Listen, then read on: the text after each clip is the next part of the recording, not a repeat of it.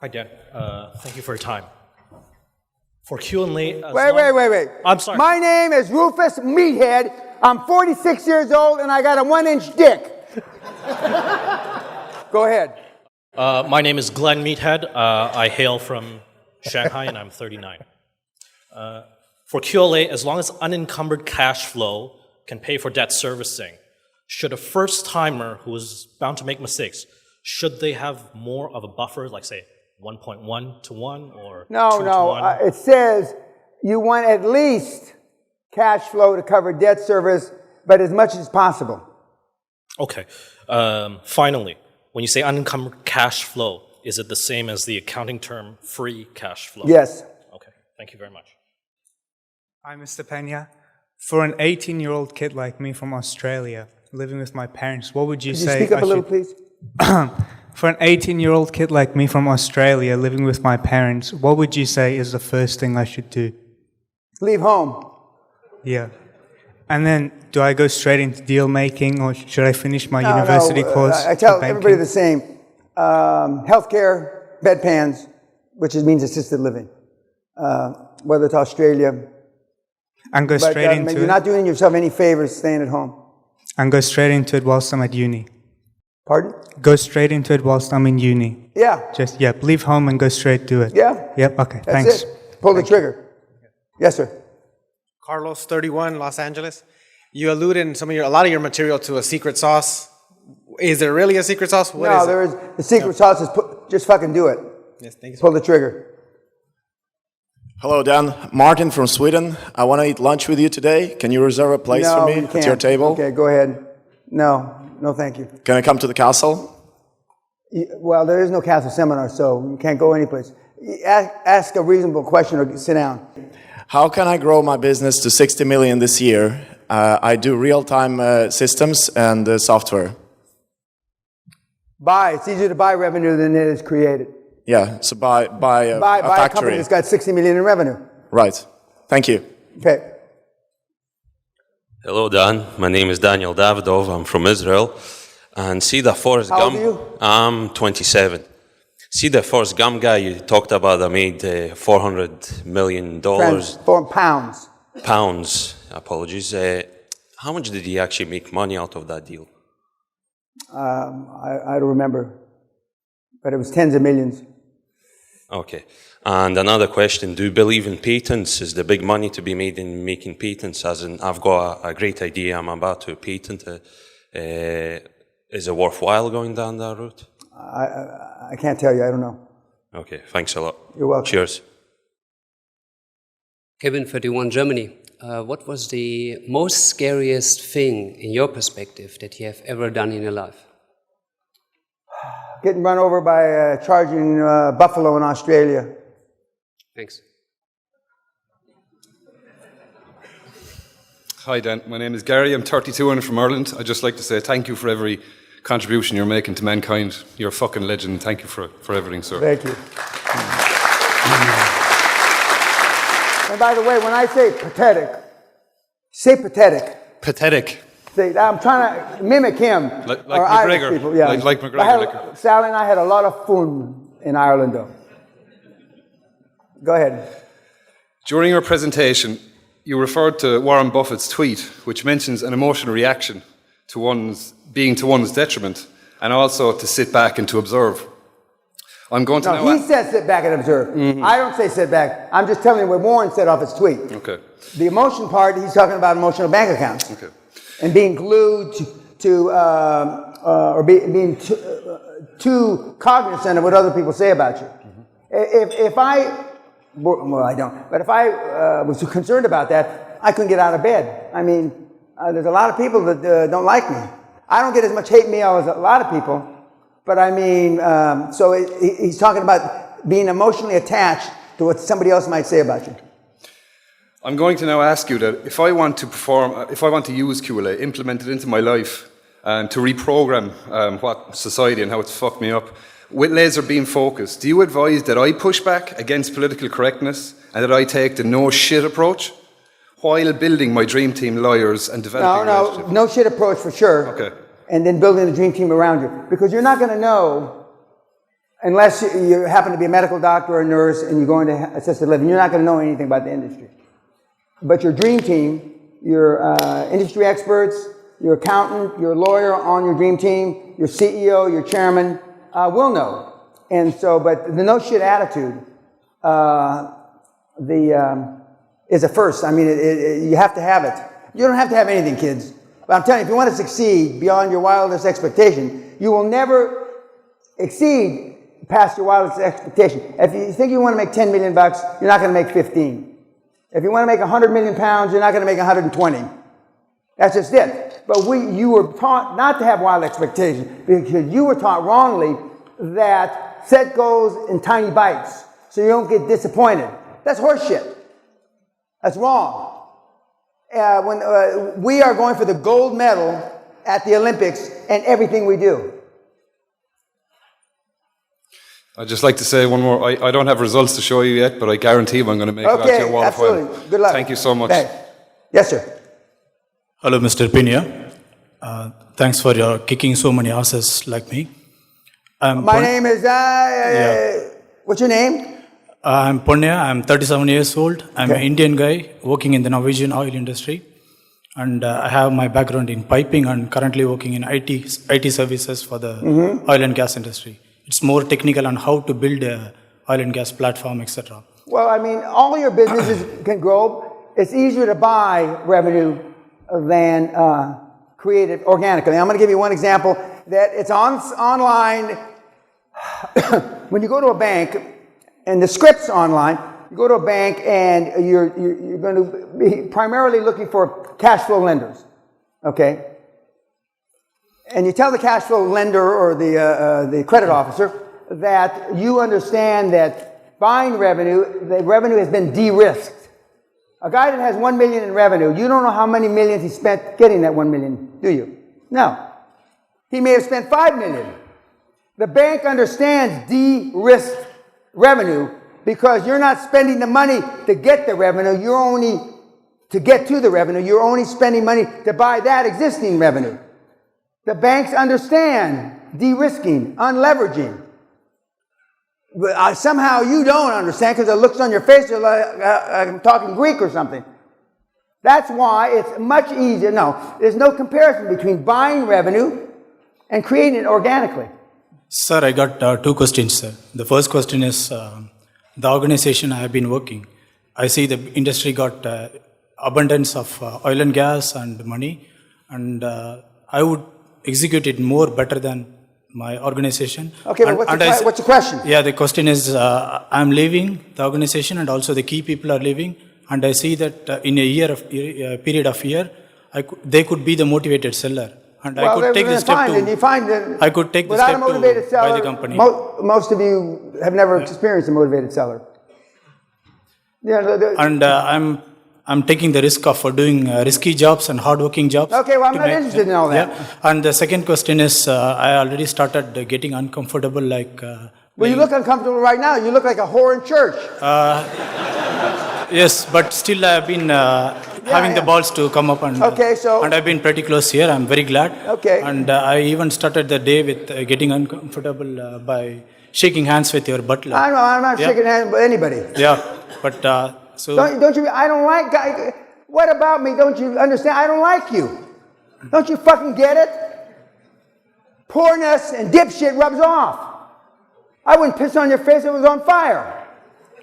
God damn. Why is it so fucking hard for you to understand that? I'm not bullshitting you. All I see is 1,000 problems in the room. I don't see one fucking solution. Please give me one ruthless... young man, you've been up here... Next, please. Yeah, next. Hello, Mr. Peña. My name is Melvin Manser. I'm from Dominican Republic. I'm also in the Army, U.S. Airborne paratrooper. I have two questions. Thank you for your service. Thank you for your support.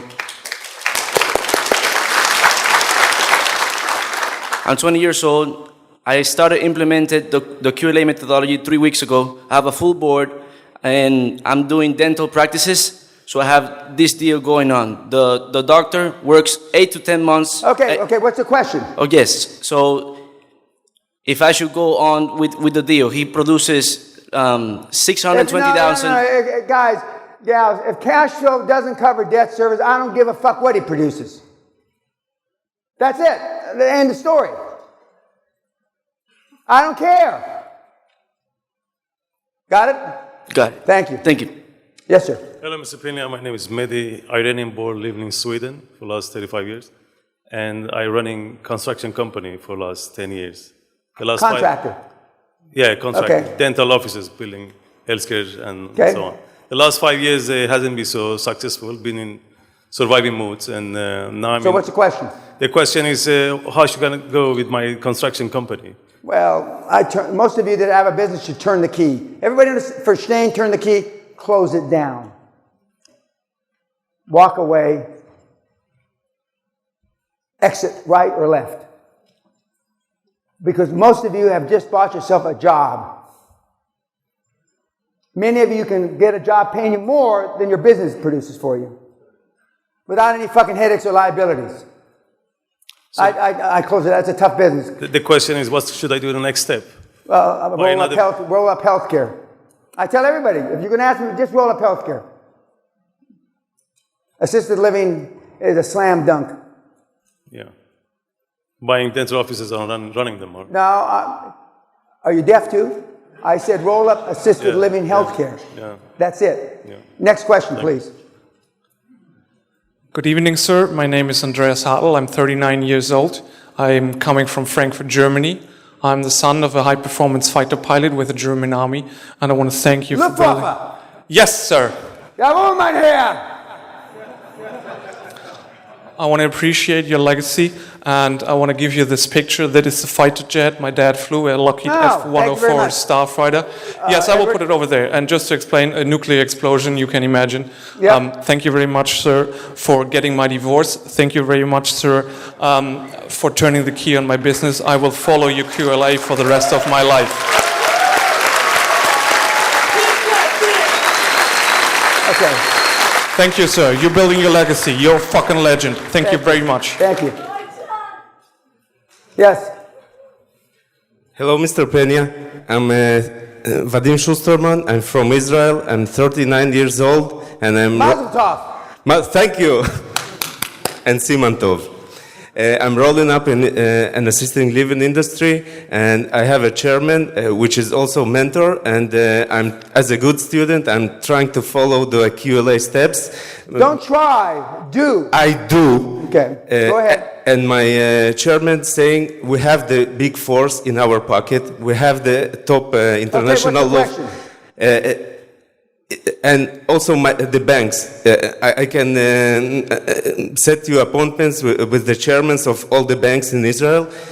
Should I skip the steps of going to big fours and law firms? No, follow the steps. Follow the steps? Most of it, the kids that fail with the QLA steps, because emotionally you're not ready. Emotionally you're not ready. But if I have them already? No, follow the steps. Just follow the steps. Build your personal foundation. All the things that we're going to talk about after lunch, follow the steps. We have the only correlation of running all these fucking numbers on you meatheads is you have a much higher probability of success following steps 1 through 7 and every little increment underneath.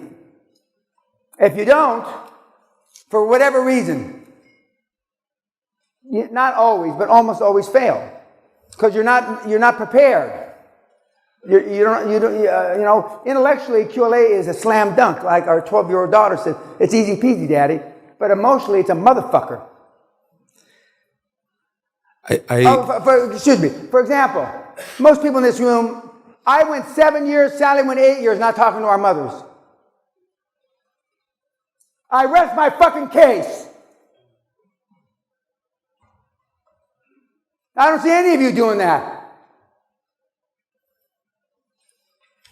Most of you should disassociate yourself from your children because they're losers. You're not, if your kids are 8, 9 years old, they're finished. There's no way humanly possible you're going to change them. They're fucking through. So don't waste your fucking time with them.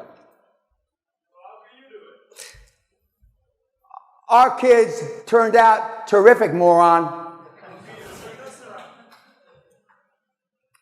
What did you say? How can you turn us around if he's fucked up when we're not? Because, well, most of you, I'm not going to turn around. I'm not here to turn around. I'm here for my own self-expression, you idiot. I couldn't give a shit less about you. Shut the fuck up. Security, get rid of him. Okay. So up to now, I built the emotional bank and everything. It's just about if I should go by myself to the big fours or take the advice of the chairman. You have them already. Just tell me what you need. No, I mean, no, just follow the steps. Okay. Do what the steps say. Thank you very much. Okay, yes, sir. Yes, my name is Chris Sofer, Jacksonville, Florida. I was born in Jacksonville, so I'm prejudiced. Go ahead. Thank you. My question is, in researching companies, what's your recommendation on franchises? I know in the States there's a lot of assisted living. Franchises, better to sell to a strategic or do an IPO, especially in this market. Franchising is a difficult model. No, I mean in purchasing. I know there's a lot of... don't buy franchises. Stay away from any assisted, all states, all those kind of stuff. Look independent. Okay, and what would be your recommendation on finding those companies? I know you'd mentioned cold calling companies. Where would... You're 2,000 cold calls away from being rich. 2,000 cold calls away. So would you just recommend an industry and just call anybody? It's cold calling. Correct. You just cold call any owners of those businesses? Correct. Okay. All right. Thank you. Next. Hello, Mr. Pena. My name is Amir Basley. I own a used car dealership in Atlanta, Georgia. You're a used car salesman? Yes, sir. A whore. God damn. So I started the business 6 months ago. I make pretty good money. I want to roll up new car dealerships in America. There's a lot of barrier to entry, significant amount of net worth that you need, and a significant amount of history in the new car dealerships, which I don't have. Should I keep working on this and beating a dead dog, or find somebody that already has the experience, partner up with him, and then go do it? Yeah, but then they have to put their net worth on the line, which nobody wants to do. No, God damn it! It's like the bank said that you're going to ask me after lunch. Where am I going to get the money, equity in the deal? It's on my site. It says equity, but it doesn't say your fucking equity, you fucking morons. Nowhere in a bank document does it say a lady's equity, a bald man's equity, another bald man. It says equity. That equity is seller's equity, seller's finance. That note they're giving you is the fucking equity. How many times do I have to put it on my site? Absence of evidence is not evidence of absence. Just because you never heard anybody say this doesn't mean it's not true. It doesn't say your equity. It says equity. He doesn't have to put his equity up. That's bullshit. So I've talked to many of these guys that have rolled up. Don't tell me what you've done. I've done it before you were born. I was rolling up car dealerships before you were born. You roll up? Yes. So next question. Fair enough. Thanks, sir. Tony Frankenstein. One question. Bruce, where's Bruce? These guys are all. There's a reason I call them meatheads. One question, Bruce. Go ahead. Tony Frankenstein, 29, Germany, former military. Thank you for your service. Thank you for your service. So, my question is, can you elaborate on your way of closing, when to pound the prospect? I'm a hammer closer. Bruce Whipple is a finesse closer. With the greatest respect, I live in a castle, he lives in a log cabin. You figure it out yourself. I'm a hammer. I'm not, it's either 25 years ago, you want to fuck? No. Next, you want to fuck? No. That's it. I'm not into foreplay. I'm not into the Grant Cardone or even the Dan Locke or the Brian Rosen. That's all bullshit. So never a way to blow up, smoke up the airs, so only pounding them? No, this is me I'm talking about. What would you recommend for No, I recommend a hammer. A hammer, all right. Next. Thank you, sir. Yes, sir.